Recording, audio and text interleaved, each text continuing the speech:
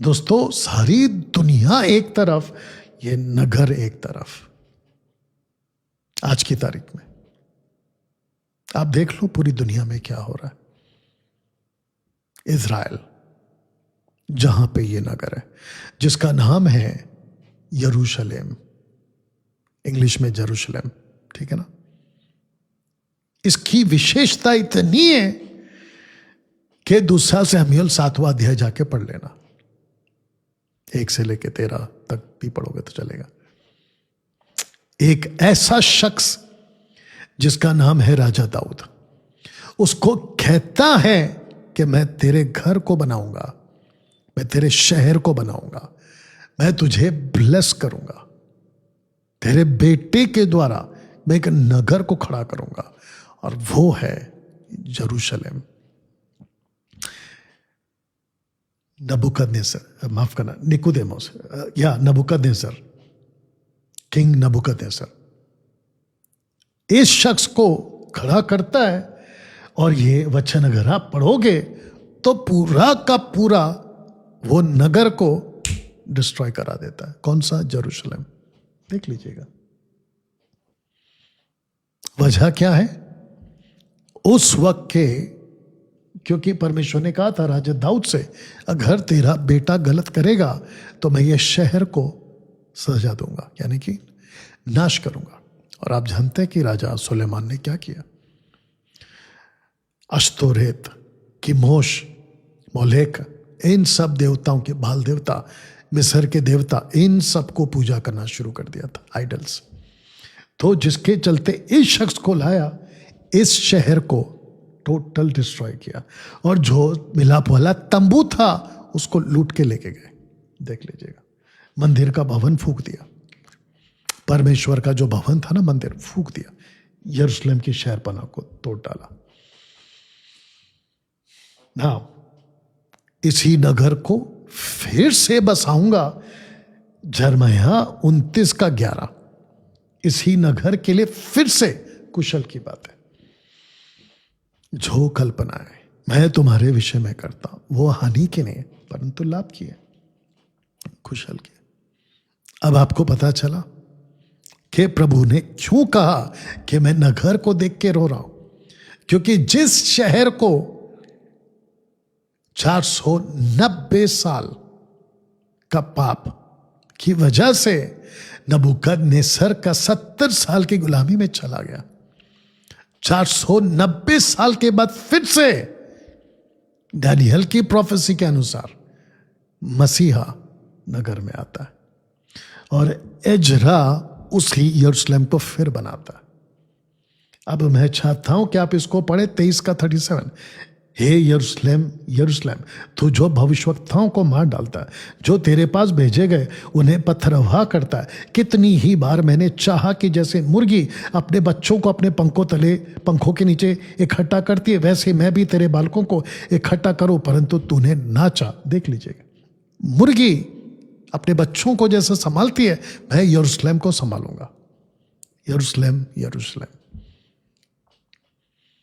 हाँ दोस्तों, Stephen 34 AD में, जिसको कहते हैं the 70th week of Daniel prophecy, नगर के बाहर निकालकर मार डाला।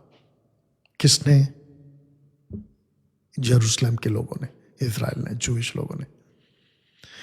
तब प्रभु यीशु ने कहा, इन सब बातों को जानकर, ये सब बातों को समझकर, कि अगर रोना है तो खुद के लिए रो और अपने बच्चों के लिए रो।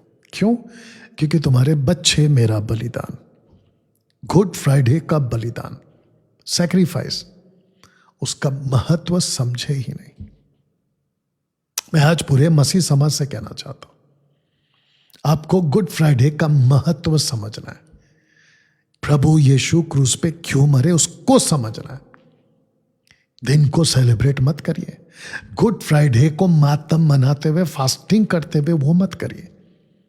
उसके मकसद को समझिए कि प्रभु ने क्यों किया। ना दोस्तों, इसी नगर से सारी दुनिया के लिए, इसी नगर से सारी दुनिया के लिए सुसमाचार निकला था, इस वचन के हिसाब से। यरूशलेम से लेकर सब जातियों में मन फिराव कर पापों की क्षमा का प्रचार उसी के नाम से किया जाएगा। प्रभु यीशु ने इस नगर से अपने 12 चेले, अपने 120 चेले, अपने 70 चेले और 1 कुरिन्थियों 15 के हिसाब से 500 छुपे हुए चेले, इन सबको इसी नगर से भेजा ना। अपने और अपने बालकों के लिए रो 70 एडी में एक बार हुआ, और अब जो बालकों के लिए, मतलब अपने लिए और बालकों के लिए 2 पार्ट्स में, तो 70 एडी में अपने लिए, बालकों के लिए लास्ट वीक में मातम मनाया जाएगा। ये लास्ट वीक किसका है? डैनियल के 70 सप्ताह का आखिरी हफ्ता। आज दुनिया में जो कुछ हो रहा है वजह लास्ट वीक है। अब आप बोलोगे डैनियल भाई ये क्या है? तो आपको मैं समझा देता हूं इस पोस्टर के हिसाब से कि डैनियल्स 70th वीक, द लास्ट 7 years, 1 थिस्सलुनीके 5:3, कि जब सब कुछ ठीक लग रहा होगा अचानक विपत्ति आ जाएगी, क्योंकि ये 3.5 साल को पूरी दुनिया के लिए कौन? एंटी क्राइस्ट शांति की वाचा बांधेगा। लेकिन जैसे ही 3.5 साल बीत जाएंगे, ये सबके दाहिने हाथ में, सबके दाहिने हाथ में, देख लीजिएगा, एंटी क्राइस्ट 666 का नंबर डालेगा दाहिने हाथ में। तो ये दाहिने हाथ का कनेक्शन क्या, मैं अभी से बता देता हूं, हालांकि मैं बाइबल कॉलेज में डिटेल में समझाता हूं। दाहिना हाथ जूइश का कनेक्शन है। रैप्चर में जो छूट जाएंगे मसीह लोग, वो एंटी क्राइस्ट के पास ऐसे ही लड्डू की तरह चले जाएंगे, क्योंकि बरमाए जाएंगे। ठीक है ना?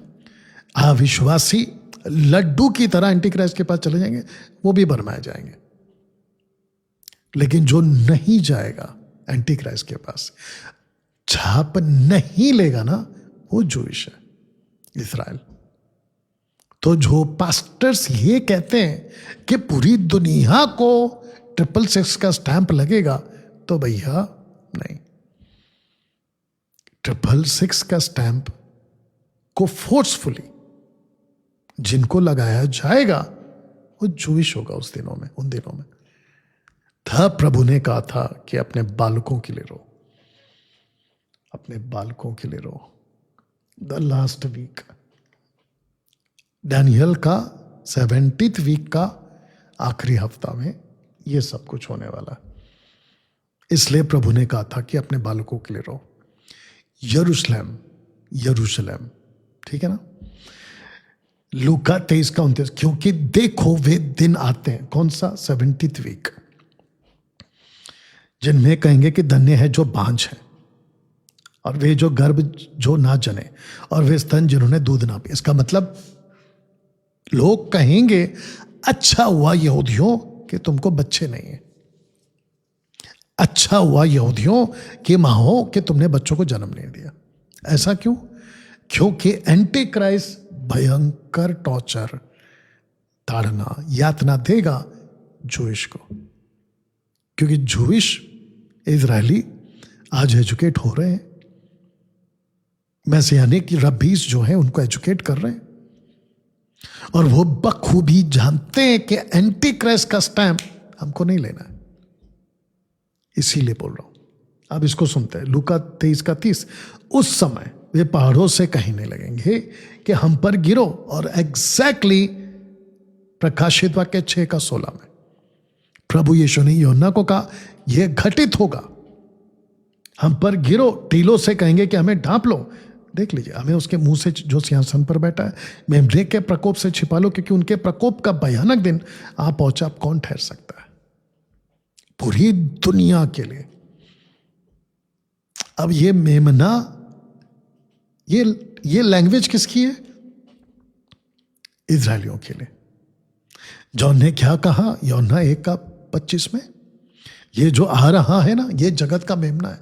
बोला कि नहीं बोला? और उस वक्त जिसने भी एंटी क्राइस्ट के दबाव में आके, जूश की बात कर रहा हूं, माथे पे और दाहिने हाथ पे अगर स्टैंप ले लिया तो वो मेमने के और जो सिंहासन पर बैठे उसके प्रकोप का सामना करेंगे।